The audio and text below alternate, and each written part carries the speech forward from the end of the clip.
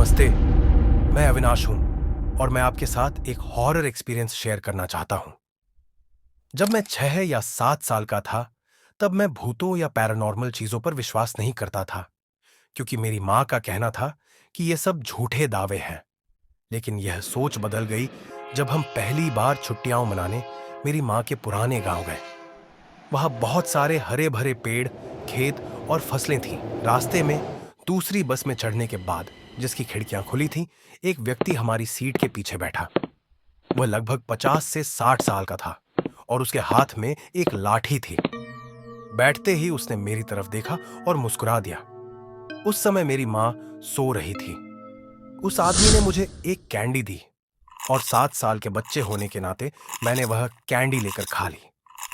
जब हम अपने डेस्टिनेशन पर पहुंचे तो मैंने उससे अलविदा कहा और वह फिर से मुस्कुराया। रात को लगभग 3 से 4 बजे के आसपास मेरे पेट में तेज दर्द हुआ। चूंकि बाथरूम घर से बाहर था, मैं डर गया। घर में कोई जाग नहीं रहा था और मैं उन्हें थके होने के कारण जगाना नहीं चाहता था। डर को दबाते हुए मैं बाहर निकला। बाथरूम घर से करीब 10 कदम दूर था, लेकिन ठंड और अंधेरे ने उसे डरावना बना दिया था। अंदर जाते ही मुझे उल्टी हुई। वह हरे रंग की थी, ठीक उस कैंडी जैसी जो उस आदमी ने दी थी। जैसे ही मैंने फ्लश किया, मेरे बगल में कोई खड़ा था, वही बस वाला व्यक्ति। वह मुस्कुरा रहा था और मेरा नाम लेकर बुलाने लगा। मैं चीखता हुआ घर भागा और मां को जगाया। मां ने पहले सोचा कि शायद मैं सपना देख रहा हूं, क्योंकि बाथरूम की खिड़की इतनी ऊंची थी कि कोई झांक न सके। लेकिन जब उन्होंने खिड़की पर उंगलियों के निशान देखे तो पिताजी को बुलाया।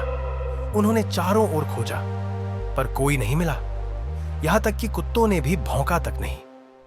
अगली सुबह मां पुरानी तस्वीरें सजा रही थी। तभी मेरी नजर एक फोटो पर पड़ी, वही बस वाला व्यक्ति। मैंने पूछा, ये कौन है? मां बोली, ये मेरे दादाजी है, जिनका निधन तुम्हारे जन्म से सालों पहले हो गया था। मैंने मां को अपने डर के बारे में कुछ नहीं बताया, पर उस दिन का हर पल आज भी याद है, जैसे कल की बात।